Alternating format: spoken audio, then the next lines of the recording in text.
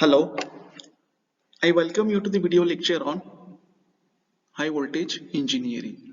So this is the continued part of conduction and breakdown in liquid dielectrics. So in last video we discussed conduction and breakdown in pure liquids. So in this video let us discuss conduction and breakdown in commercial liquids. You know what you mean by the commercial liquids. So that we discussed in earlier video. Commercially insulating liquids are not chemically pure and have impurities like gas, bubbles, suspended particles, etc. These impurities reduces the breakdown strength. So obviously commercial liquids which contains chemicals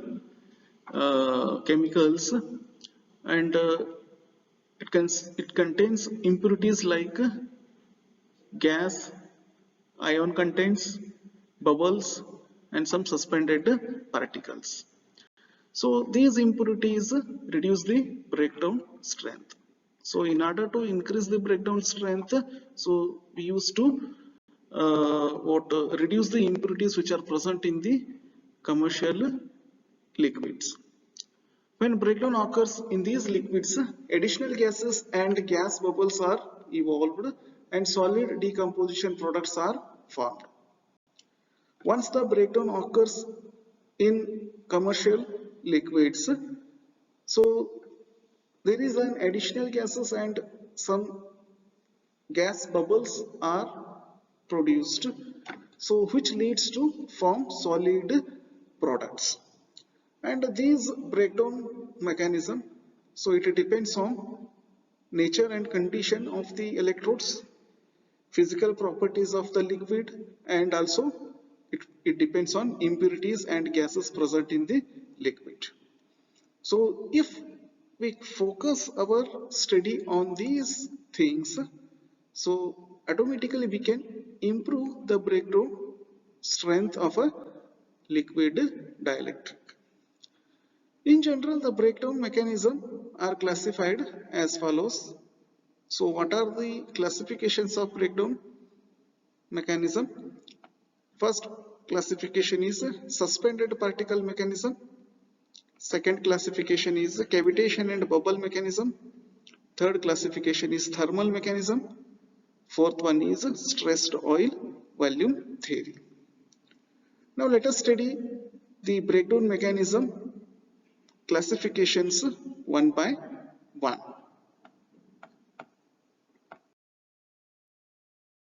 Let us discuss the first breakdown mechanism, that is suspended particle mechanism. You know the impurities will be present as fiber or as dispersed solid particles. The permittivity of this particle, so that is represented as epsilon 2, will be different from the permittivity of the liquid. If you consider the liquid dielectric, so whatever be the impurities which are present in the liquid dielectric, so such as some solid particle or some fiber materials, so the permittivity of these materials or these particles, so will be different from the permittivity of the liquid. Now here there is one question arises, what do you mean by the permittivity? So permittivity, it is nothing but the ability of a substance to store electrical energy in an electric field. So what is the sustainable electrical energy stored in a substance? So that is nothing but permittivity. If you consider the liquid dielectric, it contains some impurities like fibers or some solid particles. So the permittivity of those impurities will be different as that of water, the permittivity of water, the liquid. Now if we consider the impurities to be spherical shape or spherical in size of radius r, the particle experiences a force F. Now what might be the magnitude of that force?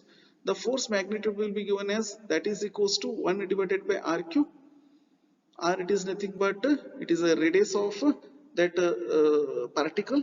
Then epsilon 2 minus epsilon 1, you know epsilon 2 is the water, the permittivity of the impurity, epsilon 1 is the permittivity of the water liquid, divided by 2 times epsilon 1 plus epsilon 2 and E square. E, it is nothing but water, the electric field between the electrode. So this is the force which is experienced by the liquid. So considering the impurities which are in the water spherical shape which has the radius of r. Now this force usually directed towards water the maximum stress, wherever the maximum stress will be there.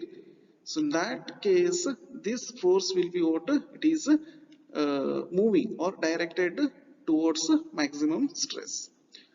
If the voltage is continuously applied or the duration of the voltage is long, then this force drives the particle towards the area of maximum stress. If the number of particles present are large, they becomes aligned due to these force and thus form a stable chain bridging the electrode gap, causing a breakdown between the electrodes. It means that so if there are number of particles are present in between the electrode, either you apply DC voltage or you apply the AC voltage to the electrode. So obviously the electrode which tends to move towards water the maximum stress. And also how these will be aligned? So these will be aligned in the form of water the chain system. So in the way of if the number of particles present are large, they become aligned due to this force and thus form a stable chain that is bridging the electrode gap, causing the breakdown between the electrode. If there is only one single conducting particle which is between the electrode, so it will give rise to a what local field enhancement depending on its shape. So its breakdown, it depends on what its shape. If this field exceeds the breakdown strength of the liquid, local breakdown will occur near the particle and this will result in the formation of a gas bubble which may lead to the breakdown. So instead of number of particle, so if there is only single conducting particle will be present between the electrode. So in that case, so its breakdown, it depends on the water, the shape of the particle. And the breakdown strength of the liquid, in that case the breakdown strength of the liquid, if if the field, whatever the field present in between the electrode, so that it exceeds the breakdown strength of the liquid, so then the breakdown occurs and this particle will form the gas bubbles. Now so by considering these observation, so we can say that there is a larger the size of the particle, the lower is the water breakdown strength. That means the breakdown strength, it depends on the water, the first case water, the size of the particle. So this gives, there is one breakdown mechanism that is called as water suspended particle mechanism. There is a one more breakdown mechanism, so that is cavitation and bubble mechanism. You know how the vapor bubbles are formed. So this is discussed in the first slide. So that is the suspended particle mechanism. So in that, if there is only single particle which is present between the electrode, so in that case, so the force, the electric field which is greater than the breakdown strength, so then what happens? So this single particle, so then it forms the bubble. Now there are some reasons which are behind in order to form the gas bubbles. So those are the following processes have been responsible for the formation of the vapor bubbles. So what are the reasons to form the gas bubbles? So first reason is gas pockets at the surface of the electrodes. So the gases are accumulated on the surface of the electrodes. So this is the one reason. Second reason is electrostatic repulsive force between the space charge, which may be sufficient to overcome the surface tension.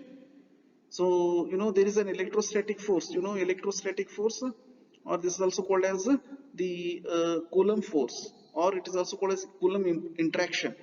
So this is nothing but the repulsive force between two electrically charged objects.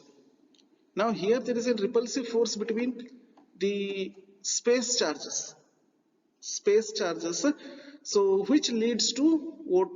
The sprinkle the spaces at some region. So this is one more reason in order to form the water vapor bubbles. And third one is gaseous products due to the dissociation of liquid molecules by electron collision. So due to the electron collision, so there will be a dissociation of what gaseous products by the water liquid. So this is one more reason. And fourth reason is that vaporization of the liquid by corona type discharge.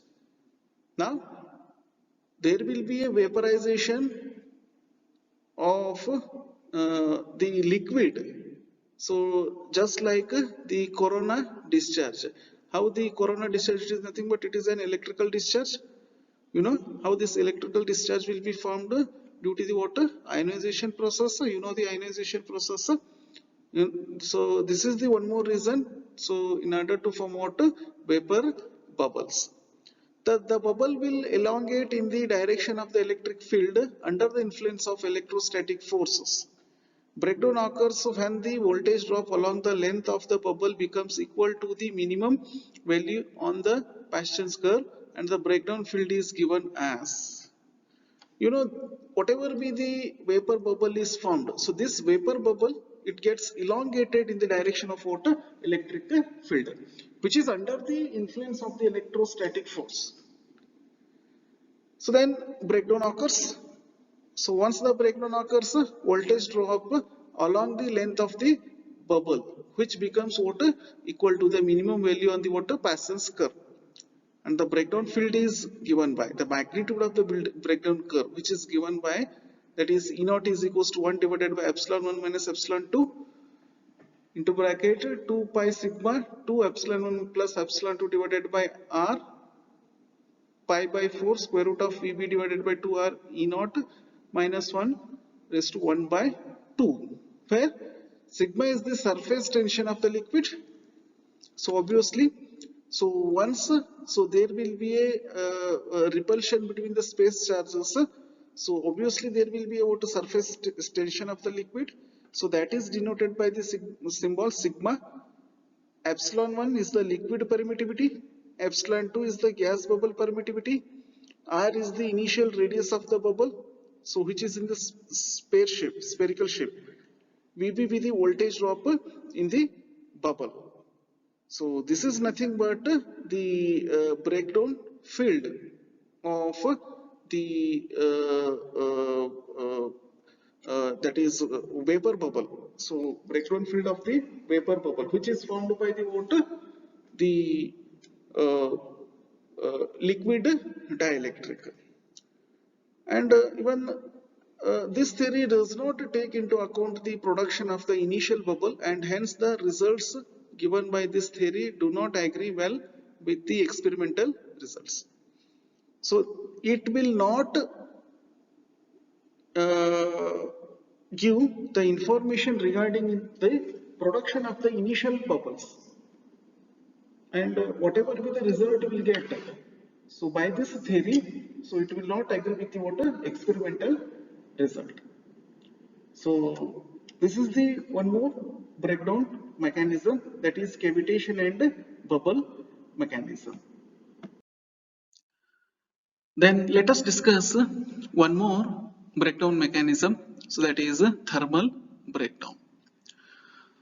You know, there is a high density current which is originated from the uh, liquid dielectric, so which is based on the experimental observations of extremely large current just before the breakdown.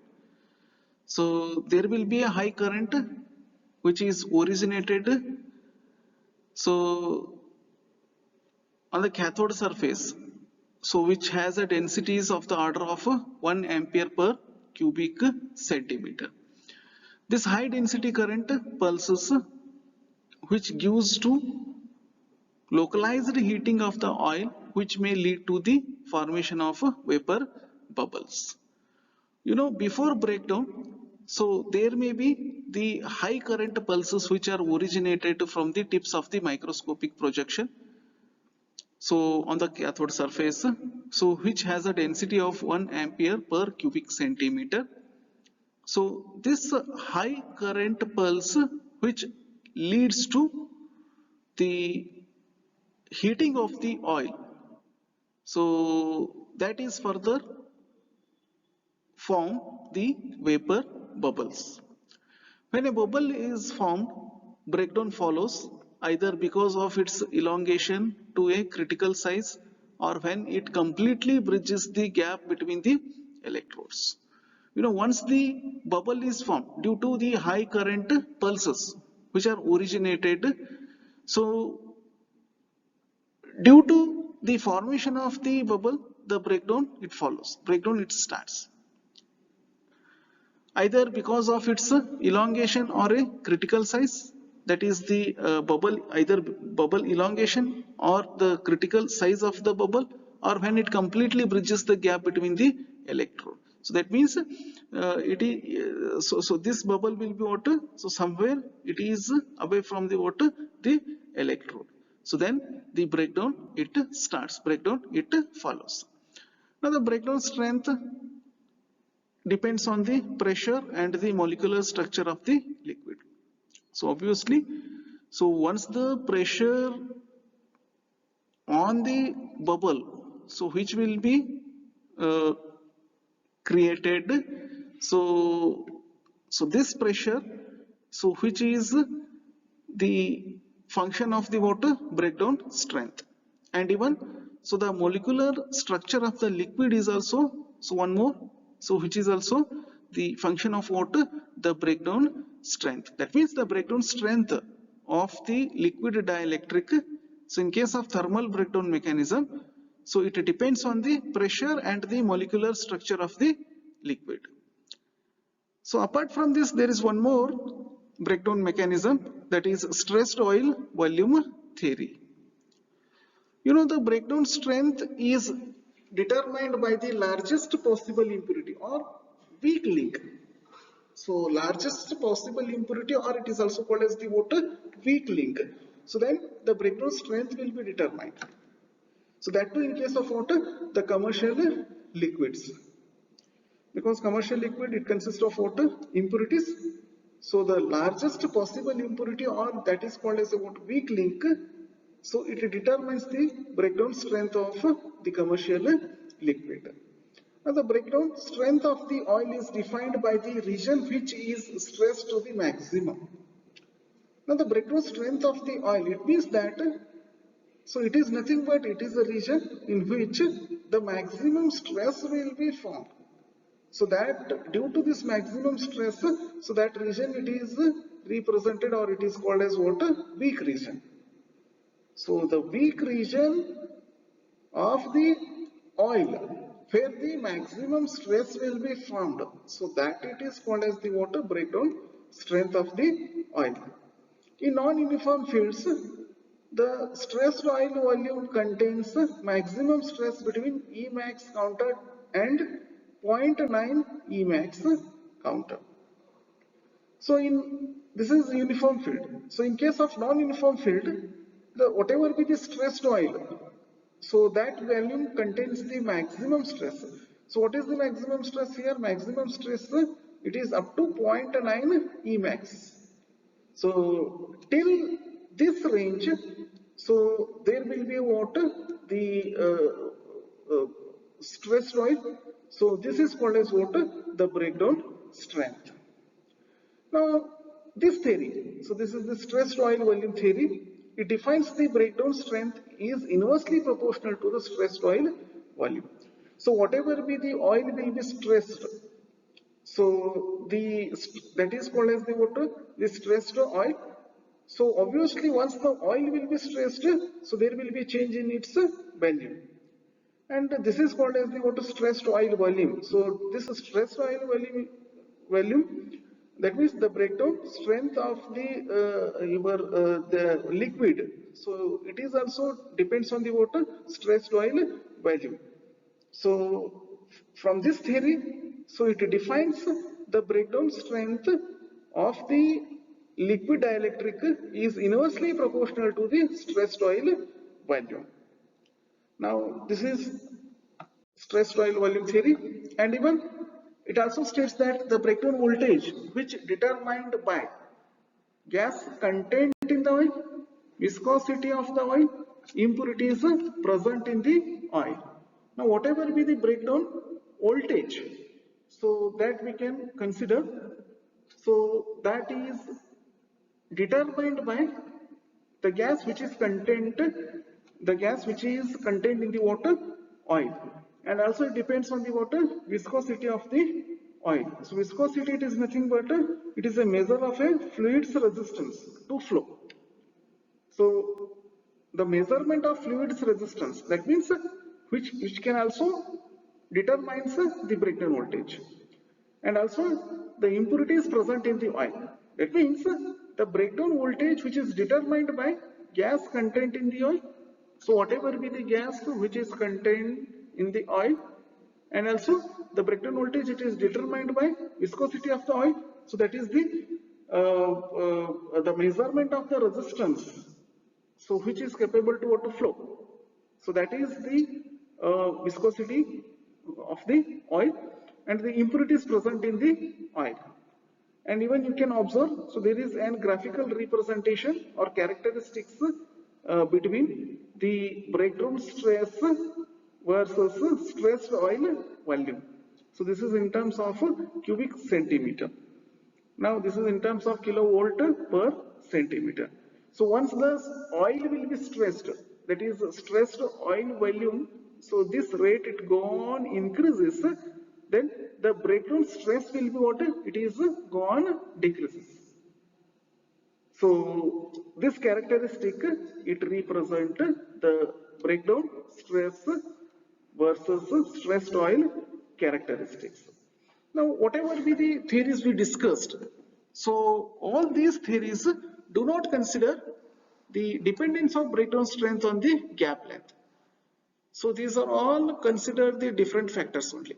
Some theory it consists of the breakdown voltage or breakdown strength, it depends on the water nature of the particle, and the breakdown strength it depends on the water the stressed oil volume.